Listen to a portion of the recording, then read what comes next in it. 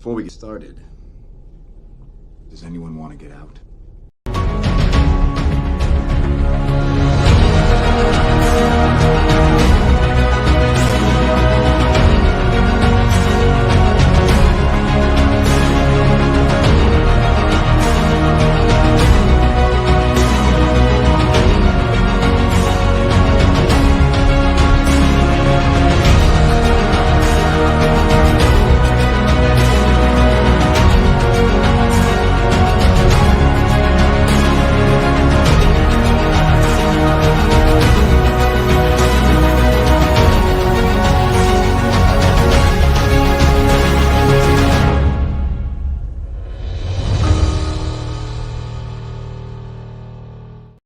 Hey everyone, welcome to Late Night with Cap. I am JT, aka Cap, and I am here on a Thursday night, not a Wednesday night like a normal Late Night with Cap. But we have a special guest, and I wanted to make sure I change the schedule so I can talk to him and have a great conversation because he has some great videos out there, and he's always fun to talk with. I just got done recording with him about a few videos, and we'll talk about that later.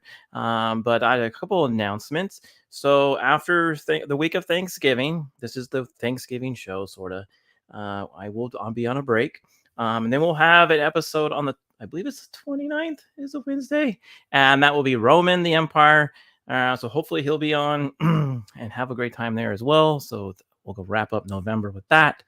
And then, of course, overall, after the weekend, we are reviewing 11/22/63, and our part 3 is going to be posted on Monday. So make sure to check that out and watch me, R2, and Beard of Liberty review that awesome show. Now, let's go ahead and introduce him. He is the veteran of alternative media. I'm not sure what that means. I'll have him explain that, but he likes to collect. He's got one of the he's got an old comic book in the background there. If maybe you can spot it, he showed me what that is, and maybe you can talk about it. We got Pops here. How are you?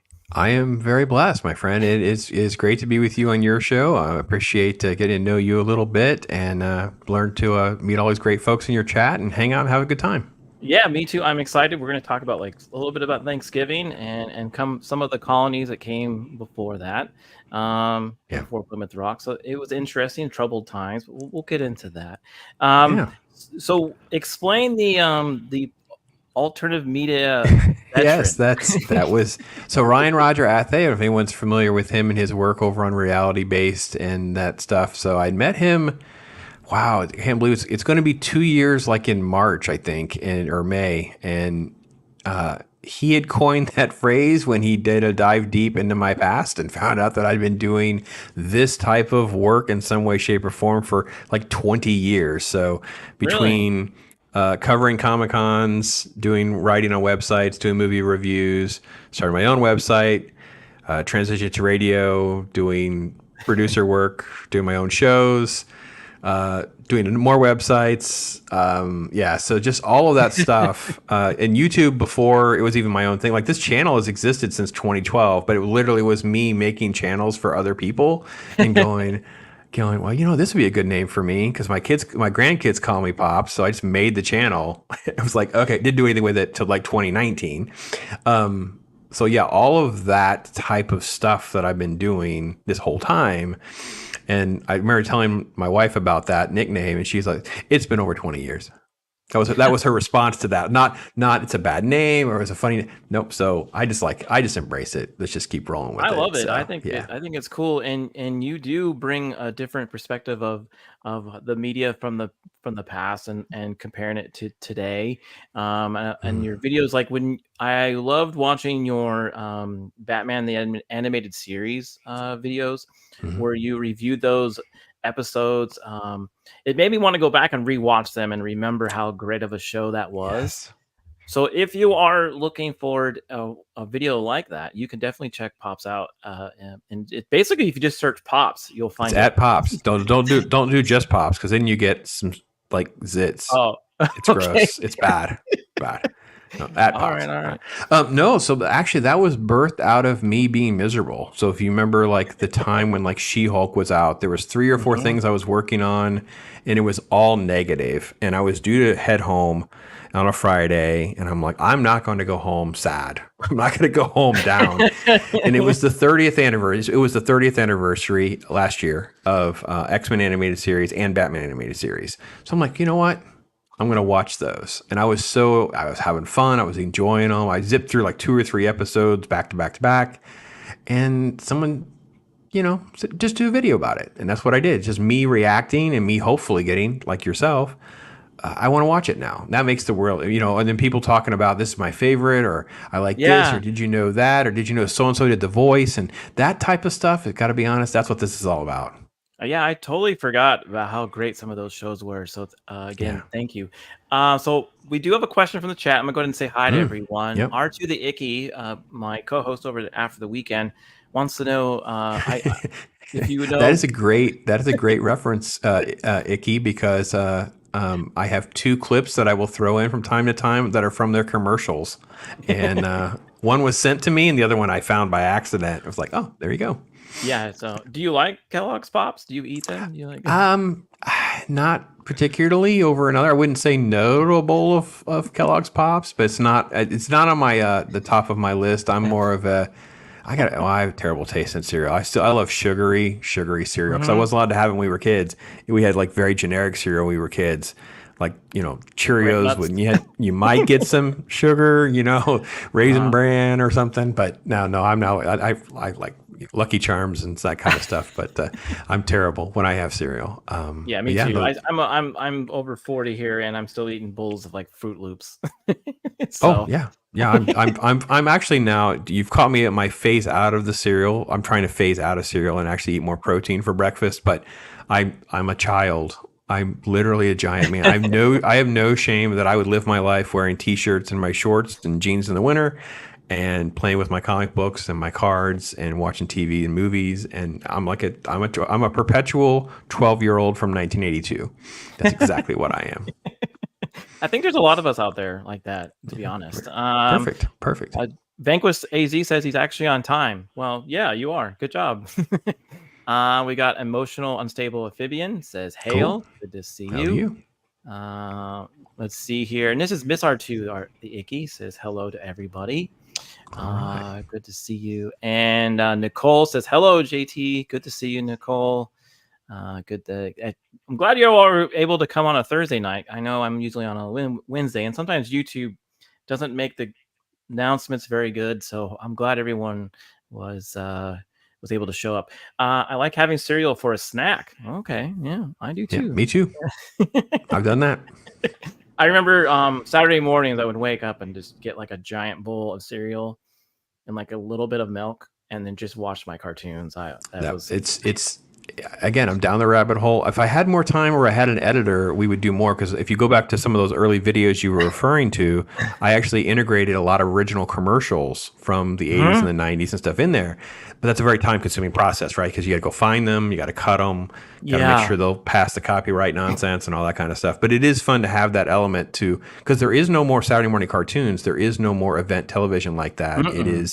It's just streaming is out there. It's when things happen. And I think that's a really sad thing that I made my kids experience that, whether they realized it or not. That's what we did on Saturday mornings for at least a couple hours.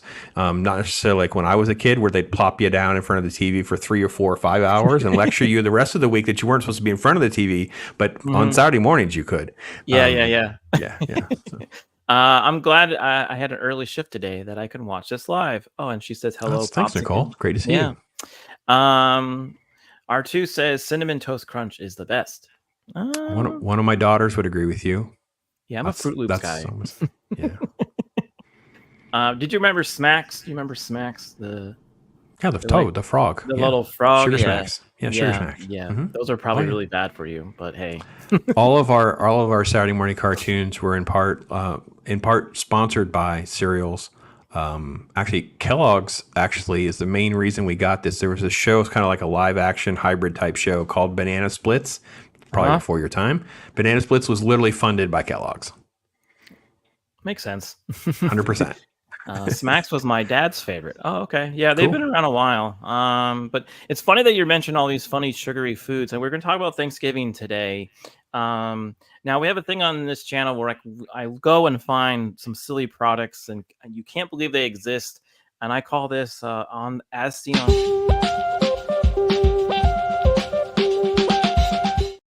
So, were you a fan of gumballs when you were a kid? Kind of. Candy, gum, sure. Yeah. Well, no, I guess there's Thanksgiving gumballs, Ew. and it's pumpkin pie, turkey, and cranberry.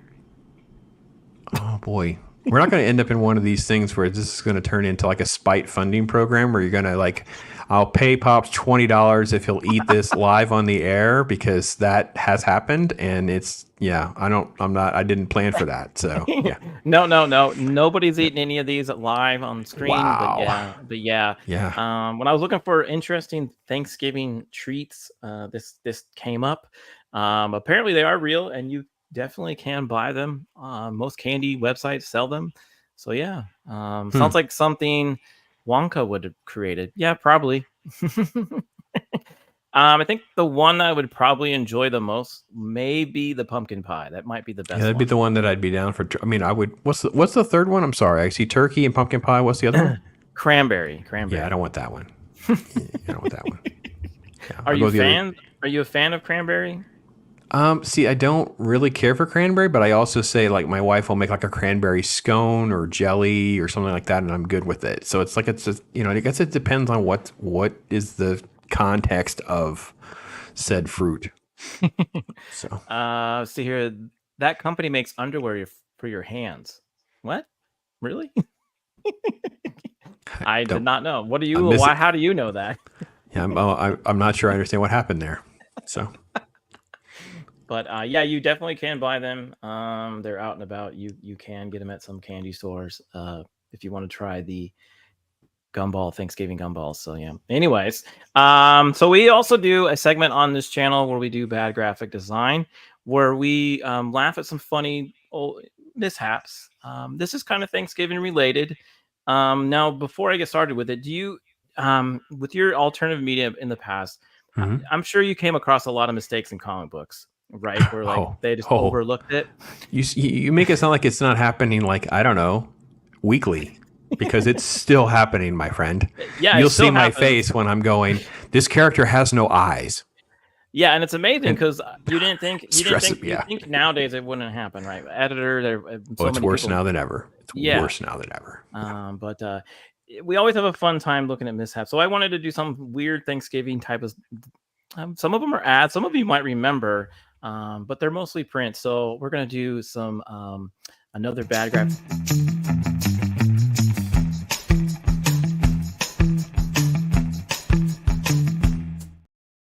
All right. So Thanksgiving has been a holiday that us Americans have celebrated for a very long time. Do you remember your first Thanksgiving?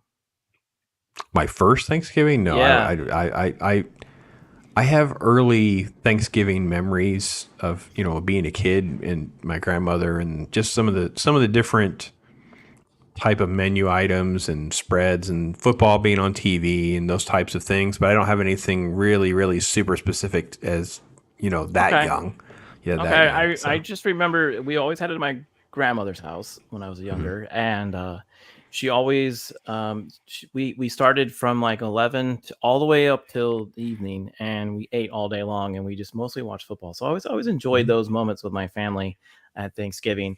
But I never did see anything like this where my grandma made me wear a chicken outfit. Wow. Is that a greeting card or it is? Yeah, it is. Yeah. It's a greeting card. I've seen those on the Face Swap AI website that I use, and we could put you in there, JT. We could just make that the 23 Thanksgiving card. Thinking of you, JT. Yeah. Yeah. This was a Thanksgiving card in the early 20th century that sent to people to remembrance of Thanksgiving. It's a little creepy, right? Pretty much, yeah. There's a lot of creepy cards from that era too, where they had like the angelic faces on just strange ads. It's it's your brain goes, something's not quite right, and I don't know what to say. It's like if you were to get in an elevator and the person standing there doesn't have eyebrows, you'd be like, something's wrong, and I don't know what to say or do, and I don't know if I should make eye contact and how long. And yeah, it's kind of like that kind of emotional feeling in my brain. Yeah, and I'm not sure why they wanted to put a child on a turkey's face, or a turkey's body. Who knows? This was a common practice in those ads. I'm telling you, go back and look at these ads. You'll find a whole bunch that are like this. It's really strange. That this looks like it should be giving out riddles to Opidius. Oh, Oedipus. That's good. Sorry. That's good. Yeah. All right. Good, Jason. Thank you. Good job, Jason. Good to see you, man. I had him on a few nights ago. He's great. He's a fantastic dude, and I hope his book is doing well. So yeah, I've had him on. He's awesome. I got to connect with you too, again, Jason. We need to bring you back for something with touch base. Well, here's another design from the past where I don't know if you said backstage you said you did a little bit of farming, but I don't know if you did when you were a kid, and I'm not sure if your family gave you the hatchet to go after the turkey. Oh, no, we didn't do our own birds back then, but yeah, this would happen. That was the thing. I remember that. But this is not for that. This is get the new AC fuel pump. What's the thing at the bottom? Is that a defeverer? Yeah, this is a fuel pump ad for Thanksgiving. Running on borrowed time is what it says there. Gotcha. Makes sense, right? It's a fuel pump company doing a Thanksgiving ad. I think I was just too young for the farming era of my family. Then by the time I would have been old, if we didn't live in that environment anymore. We were in a city, but yeah, this would have been commonplace. Like really, when I would have my aunt talks about this, like with chickens and stuff. So, yeah. Well, yeah, I live in rural East Texas, so yes, there's chickens all around me, and I'm sure they're turkey's about ready to be eaten for next week as well. But I just thought this was a funny ad because, like I said, it's a fuel pump, and why would they be selling a fuel pump with Thanksgiving? So, but hey. You know what? You do what you got to do to try to get your Christmas money early, and this could have been in rural Central America, central part of the country, and I don't know. Old ads are always fun, so that's a good one though. This is one of the this is the something here doesn't quite feel right thing. So yeah, it's not really bad. It's just interesting. I do like the art of it. I thought it was pretty neat. That was probably all hand drawn, and that's amazing. I think that we don't really get that too much anymore. But we're gonna get to something else a little different here now. I don't know. Do you cook for Thanksgiving or do you do anything dishes? You don't want me cooking at all. Okay, so you're like me. Okay. No, I'm not cooking. I will gladly take care of dishes to get out of cooking. I would gladly make sure the trash gets out. I will walk the dog. I will do the other tasks that need to be taken care of so that the people that are the professionals can run the show. Right, and I serve drinks in addition to that. So whatever you need me to do. Whatever you need me to do. I'm just not. So make sure you get your wife a Kenwood. The chef does everything but cook. That's what wives are for. Wow. I got to be honest, as sexist as that is, that easily could have been like a KitchenAid ad from like 15 or 20 years ago. So it's as bad as that is, it's not as long ago as you think, to be honest. And you're getting a round of applause for a dishwasher. That's good. I'll take it. I have to take 1 second. I had a call from my wife. She's calling again. I got to make sure everything's okay. Okay, yeah, no problem. Give me 1 second. I'll be right back. No problem. Yeah, you're fine. All right, so everyone, while we're on hold with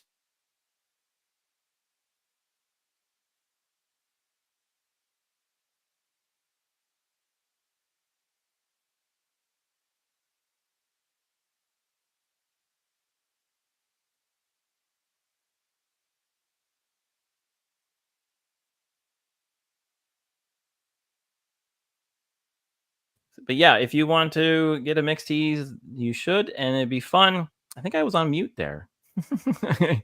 That's pretty funny. But yeah, if you want to get something special for someone, you can definitely check out the store there, and that'd be great. And you can check that out at mixteas.com, and that will help support the channel. But it does help support other YouTubers out there because, like I said, Mixed Teas is run by Pop Brothers. And they do a good job as well. Yeah, I was on mute. Sorry, Nicole, for the first minute there. Congratulations on Jupiter, Jason. Yeah, he's doing great, isn't he? He I think he has a second book coming out soon, so hopefully I can have him on to go over that. I'm in the same pops. I don't cook, but I keep everything neat and tidy. Yeah. Yeah, that's good. That's good that you do that, John. I know you do that because I've seen you do that. Let's see. Don't be sorry. Buttons happen. Yeah, they do happen. So, I really just want to let you guys all know I'm excited for Thanksgiving. This will be the first time where we have a kind of a bigger family out here in Texas. So that's why we moved out here. So I'm excited about that. What's the book? Also, Jason has a comic book out. It's called Jupiter. I think he has the one already, and I think the second one is about to release. He's in the chat, so he can tell you or share that. And you can find Jason on Instagram there. So there, yeah, there you go. Sorry, I'm there. so sorry. No, Sorry they're about good. You're good. I just told people about my merch store and talked about how John was like you. He likes to keep things tidy and make sure everything's good to go. Do what you got to do. That's right. Keep things moving. Zax is in the house. Zax, don't you have a show to be on or something? Zax is always so busy. He's supporting everybody. Yeah, isn't he great? Yeah, he always comes around every now and then. It's good to see you, he's Jax. a brother in all this. Jax, yeah. He's fun. Let's see, but yeah, back to the. You were saying something about the Kinwood, that this was probably on a KitchenAid ad or something. No, I think it just seems like I could have made this a KitchenAid ad. It could have been from like 2003. We still would have had something like this. It could have been. Yeah. So it's not as dated as it seems. Even though now, but you know what? I'm such a troll because I love not being that guy, but like acting like I would be that guy to make the person become the worst version of themselves. Like, so on the internet, people don't know you, right? So I would just, if I put this up and seem like I'm the sexist pig, even though my wife and my girls and everyone knows I'm not a sexist pig, just to see if the internet person who doesn't know me will call me that name, becoming the worst version of themselves. So I'm all down for that type of, that third level of trolling or whatever. Yeah, Speaking of trolling, AJ popped in the chat. So, you know, if we're going to just talk about trolling, you say it 3 times and AJ shows up. So he's usually pretty quiet in the chat. I think he just kind of watches. He's no, we have to troll him. He doesn't really troll on here.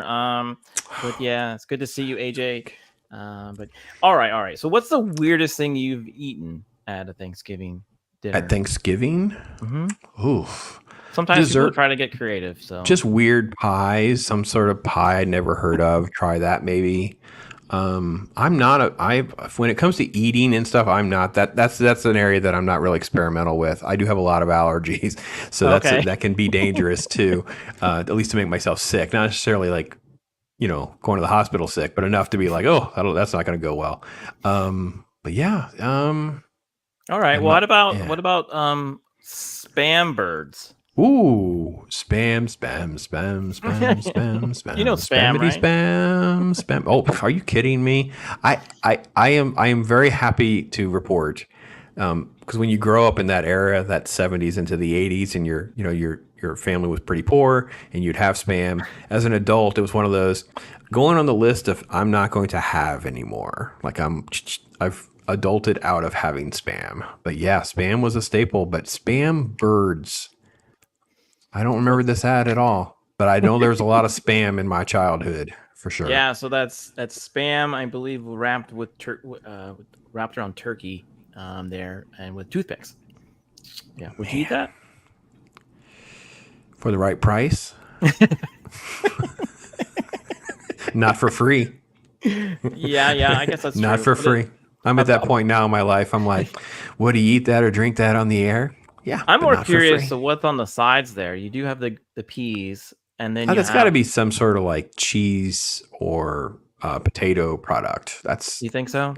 Yeah. Okay. But again, it's a spam bird, so I'm not sure I'm going to pretend to be an expert on what goes well with the spam bird. I think I speak from more of a traditional diet approach, so I could be way off. That could be, yeah. You know, okay. I would breaded like ox. I have no idea what that is.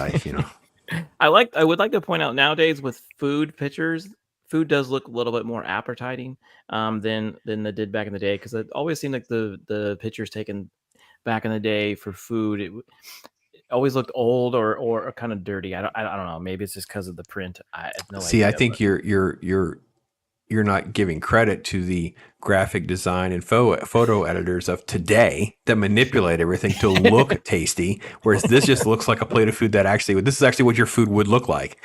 Now guess you that's true. see these ads and whatever, and you're like, my sandwich never looks like this. Yes. Okay. Well, anyone, if you want to try spam bird, you can. Let me know. AJ, let me know. AJ, let me know what that tastes like. I don't know. Yeah, AJ, let us know what it tastes like. So, so do you normally have a big family gathering when you do Thanksgiving? Thanksgiving's hit and miss. Christmas is the priority. So the priority at Christmas is, and my wife says this every year, and this is my request every year.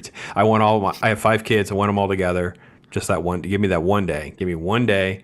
Give me X number of hours. All 5 in the same room. Mm-hmm. Thanksgiving's hit and miss. Usually it's 2 or 3 of them and their families, and then maybe one other. But every now and again, it'll be a little more than that. But again, when you have that many when you have that many kids, and you add in our parents, and you add in them having kids, so it's always big. It's huge. It's compared to most folks, it's a lot of mouth to feed. So yeah, I'm pretty excited for this year because we moved from Arizona to Texas, and we have a little bit more family out here. So like in previous past years, our Thanksgivings were very small, maybe 4 people total, maybe 5, and now we're most likely going to get a big group, and I think that's going to be great. I think that I'm very thankful for that. So I think it's fun. That's awesome. Now we all know how Thanksgiving sort of started with Plymouth Rock and all that. So there were some colonies that didn't make it beforehand that tried to come to this great, wonderful country, and so we're gonna, for the main topic tonight, we're gonna review those colonies. There's a list of 7 that, like I said, they wanted to come to this new world. They wanted to go to this unknown world and make a life for themselves, but unfortunately, it did not happen. Now, I shared this list with you prior to the show. Mm-hmm. Did you know about any of them at all? I knew some of them. Well, I knew definitely the one that's in Pensacola. So Okay. I have it pulled up, so make sure I try not to print Ochus. Yeah, I'm gonna try. I'm gonna struggle on some of these, by the way. Yeah, I don't know for sure if it's Ocus or Ochus. Anyway, so I knew about that one because of the hurricane. I'm in Florida, right? So I mean that makes sense. That's a story that, again, probably middle school field trip.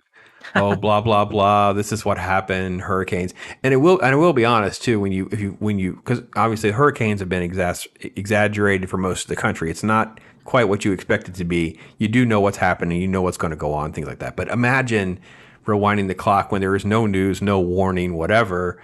I thought to myself, wow, that would be rather frightening, rather scary, and how would you survive those situations? So it was really no surprise. But that's the one that I knew for sure. But I think there's 2 of them that are similar to that. That was the one I knew for sure, was the one hurricane one, the Pensacola group. And there was the one. So I'm trying to read some there's quite a few. There, like I said, there was technically 7. There might have been. Where's the frozen winter one? Where's that one? Let's see here. It might be that. I don't know. It might be some. Anyways, well, one of the first, and this is one of those words that I probably won't pronounce correctly, but it's San Miguel de Guadalupe, I think it's pronounced. But this is around Guadalupe. There you go. San Miguel de Guadalupe. See, when you're on YouTube, you try to make yourself sound smart, and then it goes all wrong. No, I don't do that. I just made something up, and he wouldn't let me own it. See what he did there? But this is like around Georgia, South Carolina, 1526. It was the first known European settlement in the continental U.S. First to bring enslaved Africans to the continent. In 1526, Lucas, not going to say his name, landed in present-day South Carolina or Georgia with 500 colonists and 100 Africans. Their settlement lasted a mere months. Then an unknown illness struck down 350 of the 500 settlers, an unrecorded number of them of captives. A group of enslaved people took matters into their own hands, burning down a owner's house, killing him, and escaping into the forest. So this was the first one that known one that attempted to make You missed a piece though. Wait, because you didn't. We got to work on his storytelling, don't we, folks? We got to make the drama here. So the first phase was they didn't bring all the food ashore. They didn't have the plan put in place to quickly build a secured area. So the food is kept on this ship, and then the ship sinks. So they don't have food. It's too late to plant crops. They're running out of food, and then the sickness sets in. Now, the sickness could just be also exacerbated by the malnutrition. So imagine, you had X number of slaves, and then the population of the settlers goes from 500 to 150. Yep. Yeah. You're suddenly not outnumbered, or not. The power dynamic shifts more like to 3-1 your favor, and then there's an uprising. You're like, yeah, burn this mother down. Everyone's going home. That's exactly how that went down. Yep. You are absolutely right. And apparently the remaining settlers from Spain sailed home. So hopefully I don't know, maybe they made it, maybe they didn't. But this was the very first of their sport. I still give them props for coming out here. I mean, just to do that trip alone back then was pretty impressive. But yeah, Pops is a good storyteller. I don't know about all that, but I enjoy being dramatic in a setting where I'm allowed to be dramatic. My wife would, they roll when it's your family and you are like this, because this is just me happening to be here with you, but I'm like this at home. And they just kind of like, okay, Dad, all right, whatever, honey. Yeah. Are you still talking? It's just, another one of your dramatic stories of something that you read like 2 days ago. Yeah, pretty much. Well, then I'll let you tell the Pensacola. Because when you're in radio, this is how it is. They just hand you the thing. You're trying to make it as interesting as you can. You want to try to seem like you've read this or this story from like, I don't know, years past, and I'm just recounting this story like a man in my chair with full of wisdom. And reality is, I vaguely remembered the story about the hurricane, but 48 years before the English founded Jamestown, the conquistador came and tried to establish a nice Spanish settlement, but there's 1,500 soldiers, there's enslaved people, and the Aztecs are there, and a hurricane took out their ship. That's it. Boom, done. Food's scarce. 1,500 people go inland. 50 people behind, and guess what? Nope, they all rose up in mutiny as well, and they're all wiped out. Let's move on. It was like, yep, that's pretty much. People have the attention span of a gnat. And you lost their food, they're not safe and secure. Okay, we're done. What's next? Done. Yeah. So. So did you mention that you would do field trips to this place, or of this place? Have you been to the spot where they landed at all? Do they have like a no, I don't know. I haven't been to the Pensacola historical area, but I know when I was a kid, they would do these. It was really strange because I have such fond memories of like these regular field trips as a kid. But when my kids came up, they didn't have very many field trips, and they would tell you about a field trip, and you're like, oh, I'm a child, right? So I'm like, I could have been a chaperone. I could have gone and made this, like, this could have been fun. They're like, oh, it was terrible, Dad. It was boring. It was what? I'm like, what? So we would have all these. There's a Gasparilla parade and all this stuff about this pirate that invaded like Tampa Bay area and all this stuff. It's like, it's a pirate story. It was actually like this rated R graphic type situation that they dumbed down for like elementary school kids, right? So we had tons of those things. You would see like, again, we have a very Hispanic population here in Florida as well. So there's a lot of like heritage that's assigned to some of these different people who actually were positive on the society and culture, not the people that we're reading about tonight who are the failed stories. They're a positive story. So in that you would have compare and contrast, right? You would say, in contrast to this group that didn't make it because the hurricane wiped out their food ship, this group over here, they knew to get the stuff off the boat ASAP. You have a nice settled area. You have secured with guards protecting it from, all those kinds of things. So that's what I had in my head when you brought this up.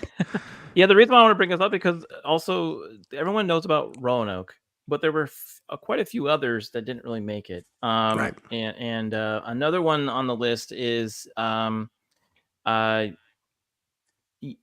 I think it's pronounced. This is another I think it was a Spanish group that came over here, but this was around the Virginia area in 1770.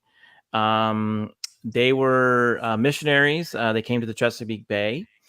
They had brought along a member of the Powhatan tribe. So they've been here before, apparently. And a man that the Spanish had kidnapped from the area 9 years prior as part of their mission to convert his people to Catholicism. Sorry. And so they were here before. They kidnapped this Native American and then brought him back. He escaped, regrouped with the Padawan Tan, and destroyed the Spanish mission, murdered the settlers, and had attempt to colonize their land. So this one wasn't a hurricane. This was revenge. They, they would treat the Native Americans as being ignorant and primitive and not strategic. Yeah. And you've treated them badly, and you're in their area that they know way better than you. Mm-hmm. You again have minimized your strategy of how to handle food and the environment that you're in and things like that. And why would you bring a guy back? I don't understand. I mean, and so again, if I had to like write the story, it would be more like, did they think he was a translator? Did they think they could try? He won them over, and he was secretly. Well, they wanted to have them convert. Yeah.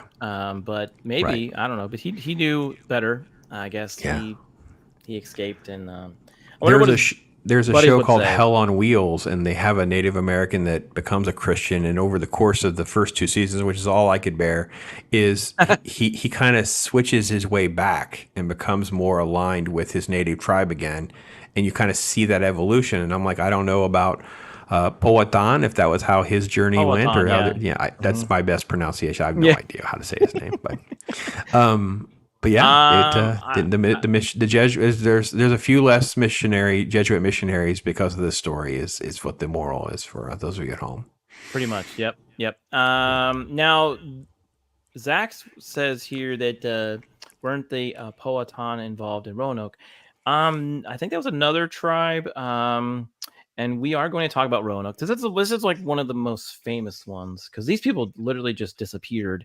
Just to summarize this one, if you haven't really know about this, this was the first English settlement in North America, founded by Sir Walter Raleigh in August 1585. They also had food shortages, conflicts with local tribes in 1586. Caused Sir Francis Drake to take the first settlers of Roanoke back to England by ship. So they were going back and forth in this place. So they were kind of thriving. Doing pretty good. A year later, 100 more settlers under the leadership of John White with his family. They were kind of watching over the place as Sir Francis Drake was back in Europe.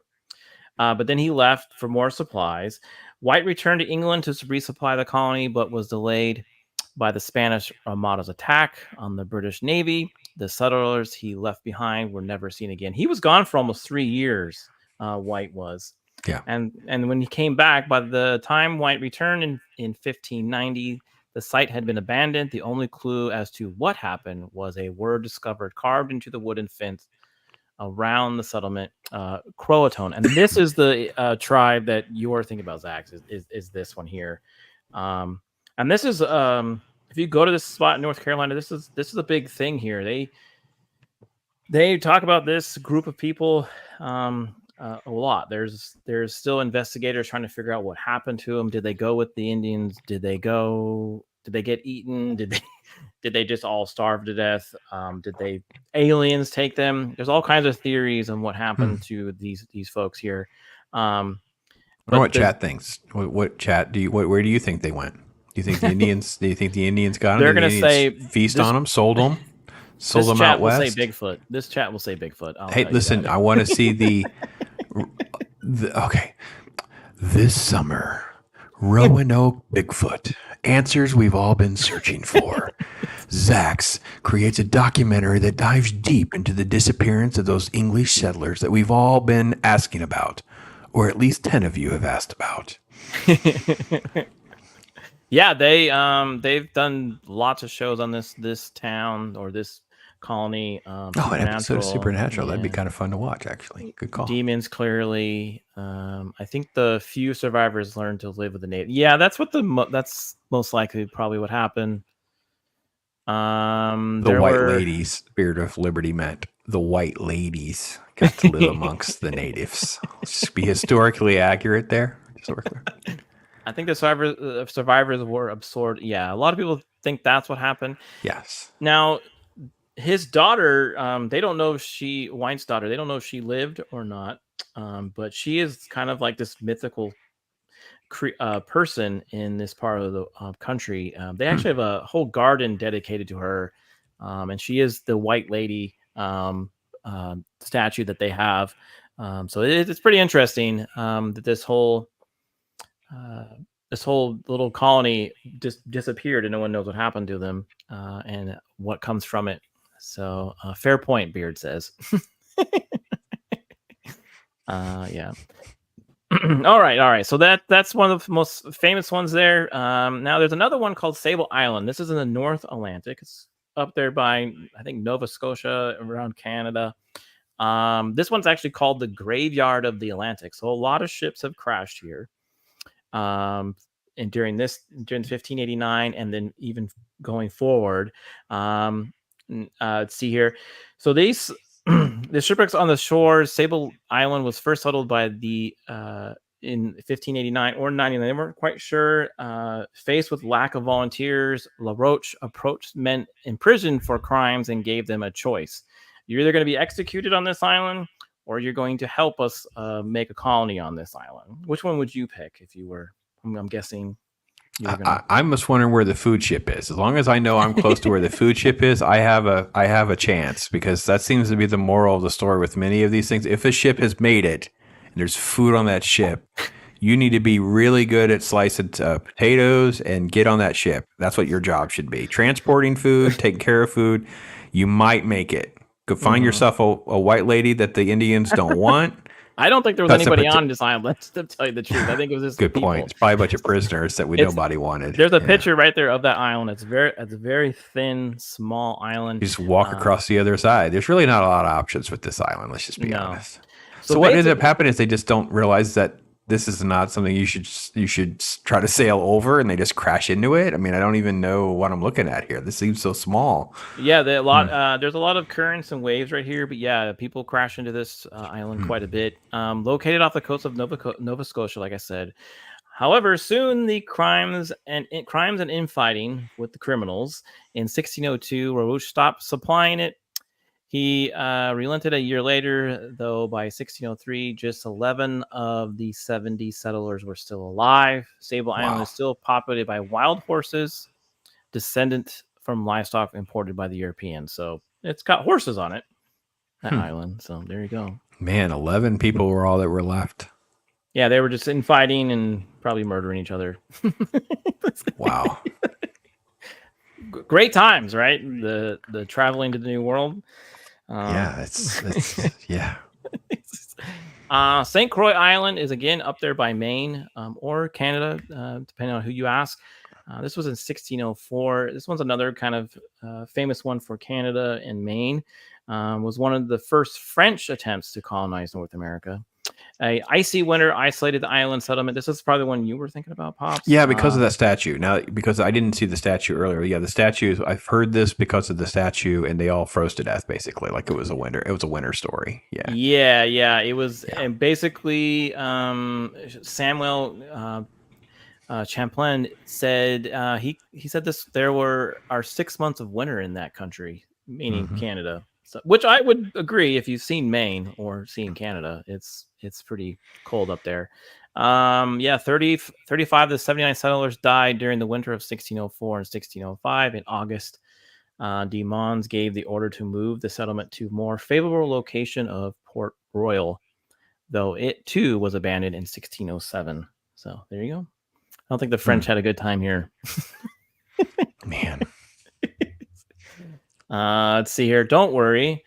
Vanquish says to Zax, they will find the Oak Island treasure by season 115. Yeah, Oak Island's up here too. That's another, but that was after Plymouth Rock. But yeah, they supposedly there's treasures hidden in that island. But yeah, this was another troubling, just weather related. You had hurricane down there by you, and this was winter. And you're right. I think anybody that came from Europe probably wouldn't really know how these winters were, or unless you were in northern part of Europe. I don't know. After like week 3, wouldn't you just start hiking south, like figuring out a way to just we're just going to keep going as south as we can, away from wherever we're the cave, we're somewhere else we can build I don't know. Well, they did think there was a river or some body of water that went from one edge to the other in the northern part of America, and they just kept trying to go that way, and that was the Great Lakes, and they just kept finding more winter. So right, good point, I guess. It's there was a reality show where they did this whole like pilgrim home building thing or whatever, and these are people that they're like from our civilization that know what they're getting themselves into. And once you got to like week 3 of that too, they were also like, I'm ready to go home. So I guess it's, it is a lot easier to be the Monday morning quarterback than it is to actually live through it. How many stories end with, and they all starved to death back then? Quite a bit. Most. But think about that though. The hurricane, they survived the winter, and they survived the food ship sinking. Then they still starved to death. Yeah. Yeah, but think about that. People knew that this was this was happening, right? Even so they would still get on the boat and they would still think, I'm going to do it. I'm still going to go out there and find this new world. And I think that's just a human spirit, and now all of us trying to do new things and trying to just be, just push ourselves to do things we've never done before. And it's just amazing that these people even decided to get on a boat. Yeah, I wish there was more journals or things, and maybe there are in museums and stuff. I just haven't seen, because I would really enjoy that. Those are the movies I would rather see. Is that type of journey, even if they end in tragedy, I'd rather see that.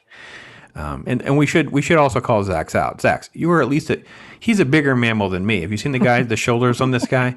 We got to kill a lot of squirrels to maintain, buddy. We're going to have a lot of hunting in our future during that zombie apocalypse to kind of keep our fighting weight. Yeah, so, some of us need more calories than others. Yeah. So this is the Popham colony, also in Maine in 1606. This is the last of the 7 here that we're going to go over. So this is located at the mouth of the present-day Kennebec River in Maine.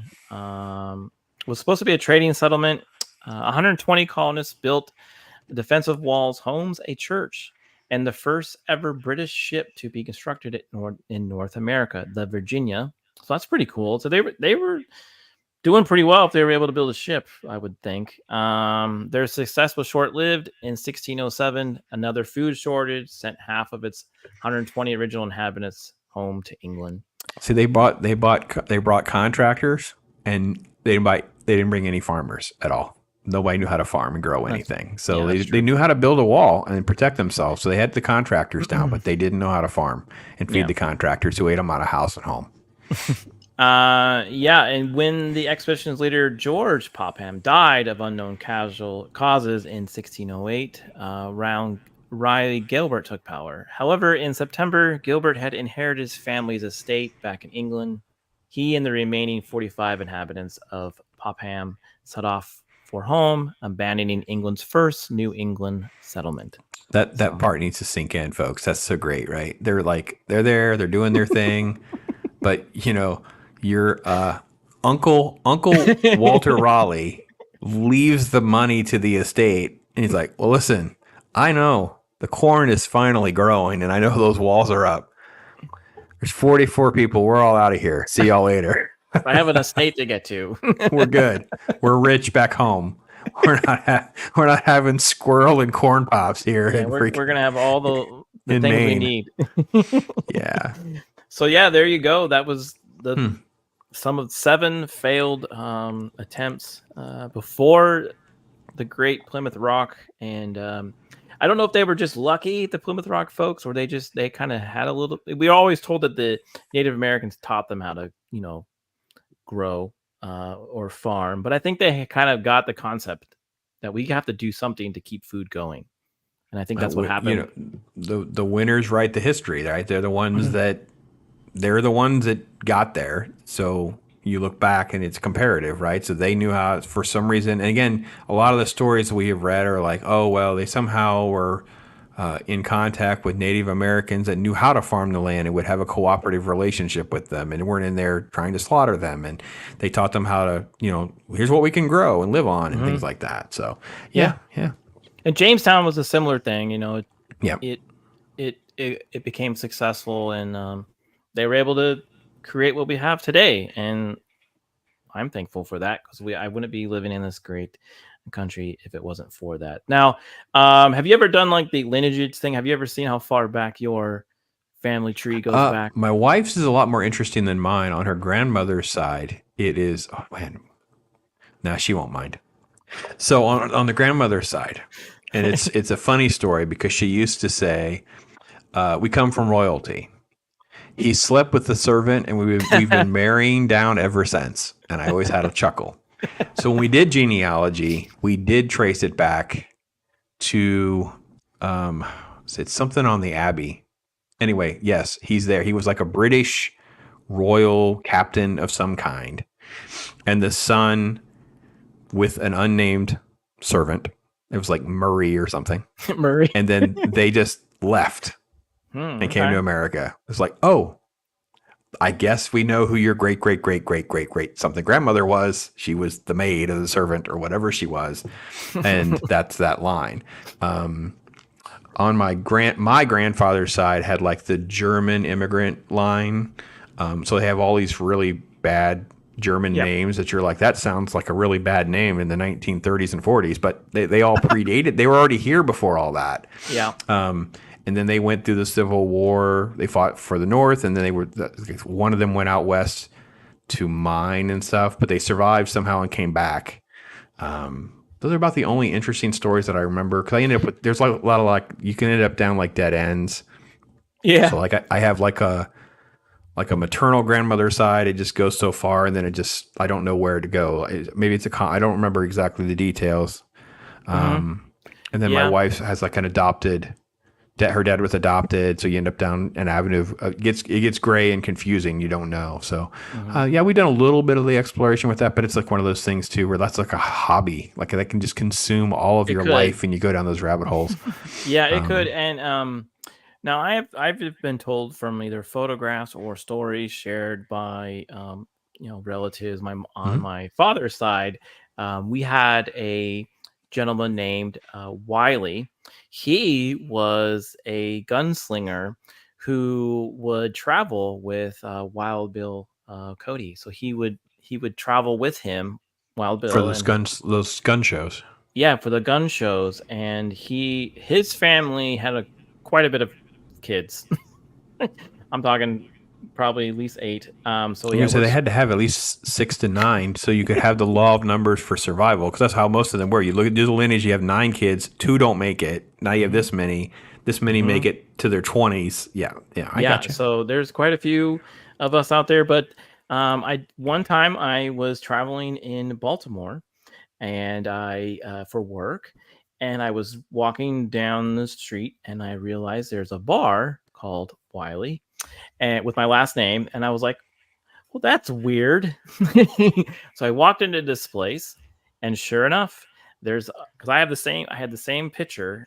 My grandfather had the same picture of Wiley in his house, and sure enough, on this bar there was him, like oversized, up on the wall. And I was like, who's the owner of this place? And he goes, he's over there. He's over there. And I said, okay, hey man. I started talking to him and stuff like that. And apparently he is my like second cousin. Wah, wah, wah. Isn't that crazy? So yeah, I guess his. Have you not done Ancestry or anything like that? No, but you can do it for free. You just don't get all their little helpful tints, and you can create like the tree, and it'll store it for you. Like your account doesn't. As far as I know, mine never go away. It was kind of a fun experiment, to kind of do and whatever. So yeah, cool.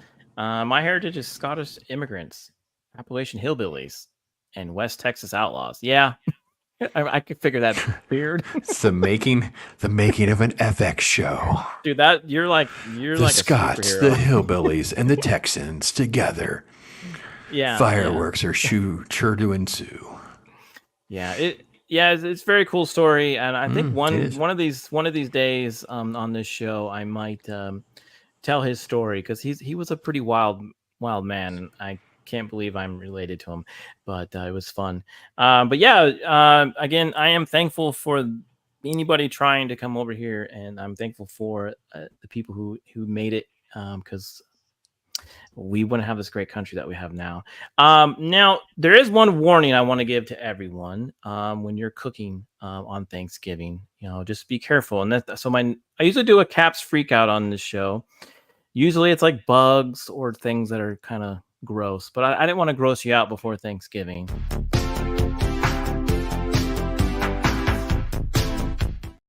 So just be safe out there, folks, when you're doing your Thanksgiving turkey. Don't light yourself on fire. Oh my gosh. Or the yard. Wow. You can tell he went wrong like right there. The more dangerous one, have you seen like the turkey fryer ones? Because those are more common, right? The turkey fryer ones where they'll drop the turkey in, it catches fire, and you have this that's the more common. But he caught the whole yard and probably the fence on fire, and wow. Yep, he sure did. Yep. And we've done the turkey fryer before, and the key is you don't fill it all the way up. You fill it a little bit, and you take your time. Don't just throw it in there, and don't make sure it's be safe out there, folks. Yeah. It says Cap and Pops. That's it. There you go. Now we're about ready to wrap up here for the hour. And I can't end the show unless I talk about something about Bigfoot. Now, do you believe in Bigfoot before I move forward on this? I've seen Brie Larson's feet. Oh. So okay. I have to be honest. There has to be an ancestry lineage, like we were talking with Wiley. I needed Brie to come clean a little bit, because I'm thinking if you didn't believe in Bigfoot, it's probably a lot closer to reality than you think. Is what I think. So yeah. Well, I got some cool facts for you about Thanksgiving and Bigfoot on this Bigfoot report.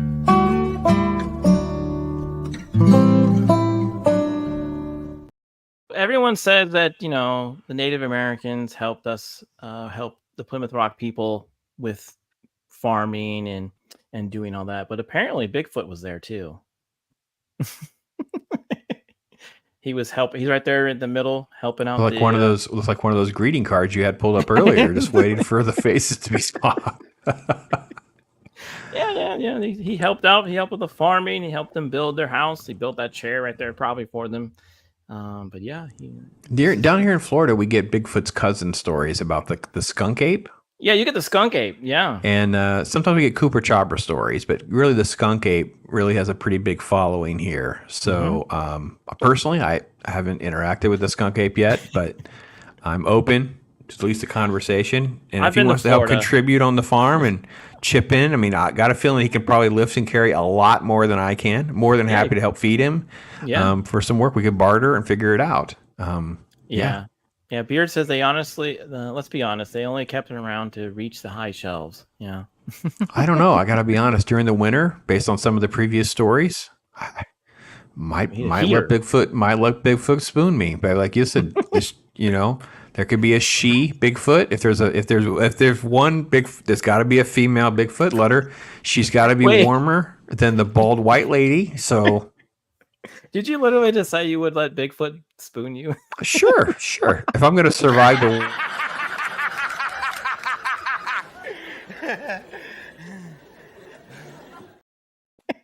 Yeah, why not? You got to survive. I've read the things. It's about food and staying warm, and Well, I've been to Florida, and I've seen quite a few skunk apes down there. So it's Walmart, I'll tell you. But so you so when you say you've heard of rumors of skunk apes, doesn't mean you haven't seen any skunk apes. Yeah, like I said, I haven't personally had any interactions with skunk ape yet, but I'm open. If he's out there listening or catches a stream on the 2 years from now, it's fine. Look me up. I'm good. Well, there is a Sasquatch out there called Colonies. He does movie reviews. So yeah, I'm familiar with that one. I haven't been face to face, but I'm very familiar. Yes. we haven't crossed paths as much as you would expect because of that time difference. But you never know.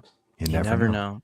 Mm-hmm. Well, Pops, this has been a great night. I've had fun sharing all this silly stuff with you and talking about these colonies. I can't believe I finally got you scheduled. I've been waiting to do this for a long time. So I enjoy your videos and your pop perspective videos as well. Cool. I think they're fantastic. Yeah. And you do have something really cool coming up. I don't know if you want to share, but you have 2 videos with me in them.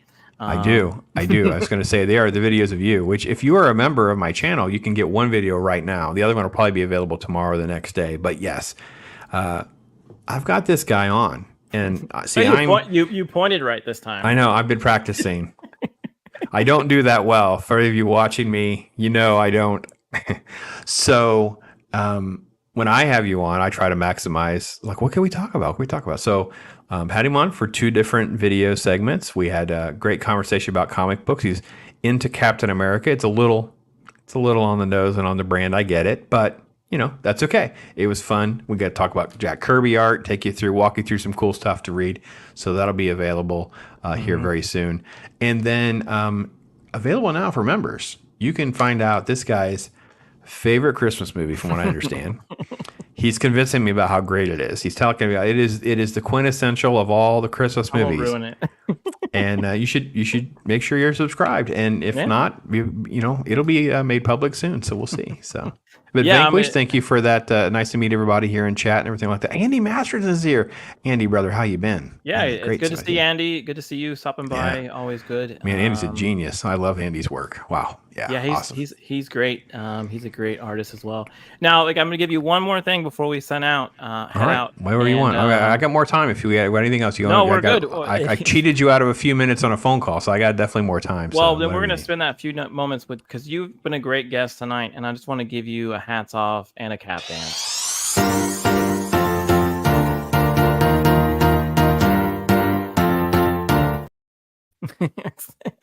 It's good. It's real good. I want to see you do that. I want to see when I meet you in real life. That's what I expect to be greeted with. I want to see pops, and then I want to see. Well,